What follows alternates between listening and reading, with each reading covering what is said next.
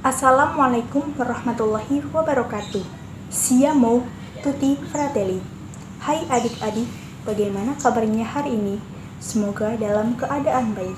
Di sini kakak dari tim PK akan memberikan materi tentang pemeriksaan denyut nadi dan suhu tubuh dengan termometer. Yang pertama, kakak akan menjelaskan tentang mengukur suhu. Alat untuk mengukur suhu itu sendiri disebut dengan termometer. Nah, menurut skalanya ada dua macam termometer, yaitu termometer Celcius dan termometer Fahrenheit. Kemudian, bagian-bagian termometer. Bagian-bagian termometer itu sendiri ada tabung gas panjang yang berbentuk persegi gepeng bundar atau persegi. Kemudian ada pipa gelas tempat turun naik air raksa, ada skala yang menunjukkan derajat suhu, dan reservoir tempat air raksa.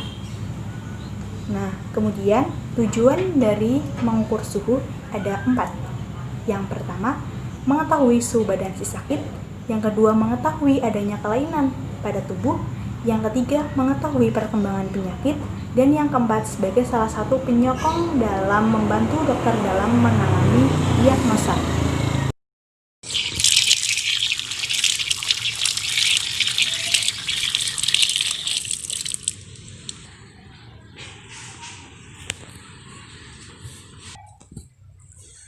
Kita buka termometernya.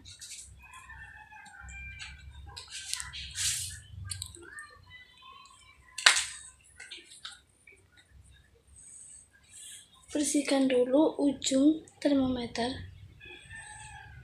agar tidak ada kuman yang menempel.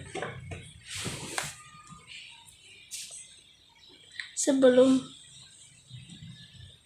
termometer ke pasien, kita bersihkan dulu ketiak pasien.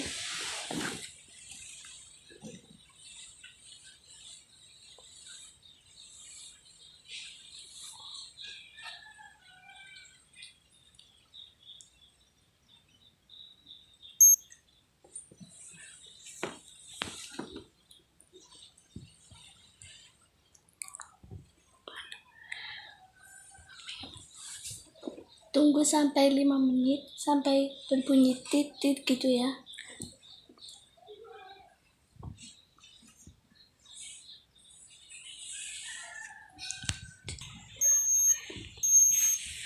Udah berbunyi, ambil.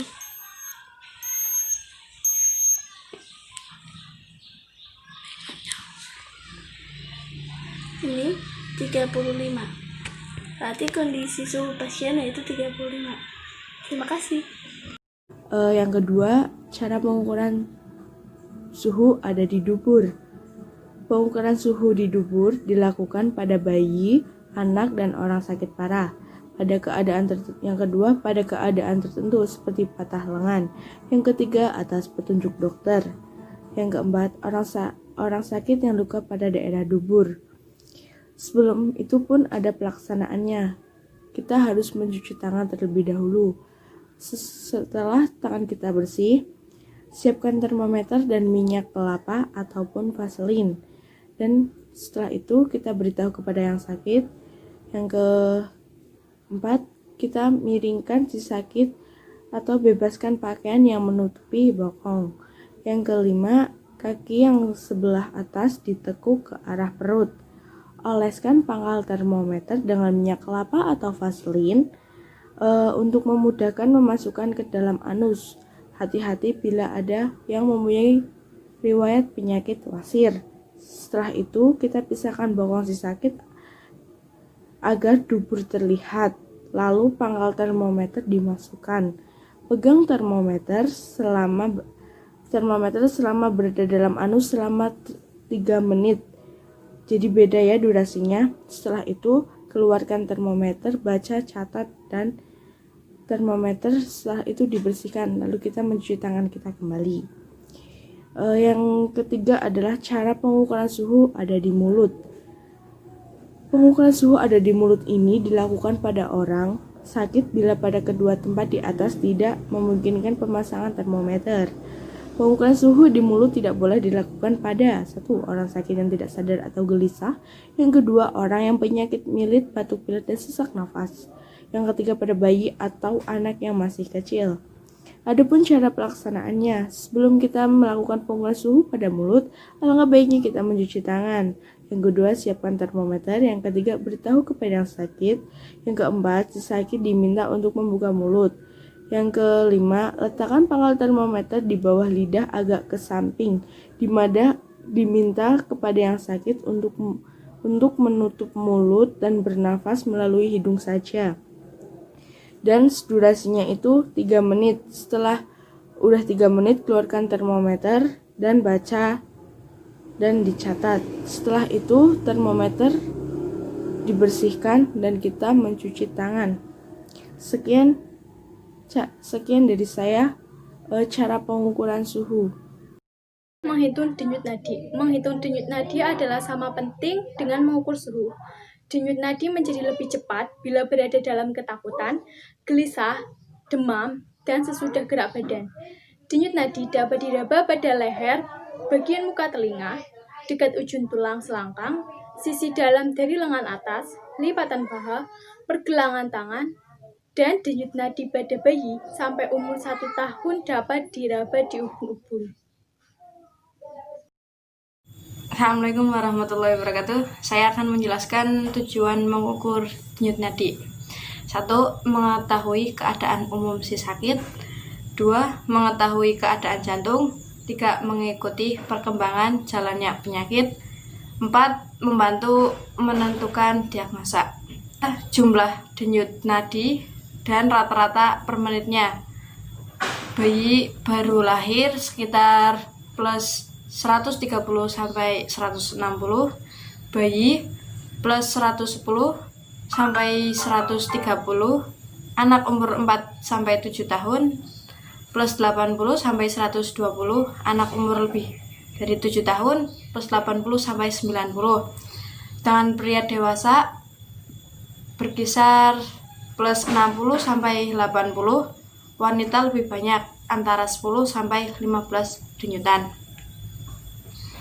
Umumnya kecepatan denyut nadi meningkat bila suhu badan meningkat.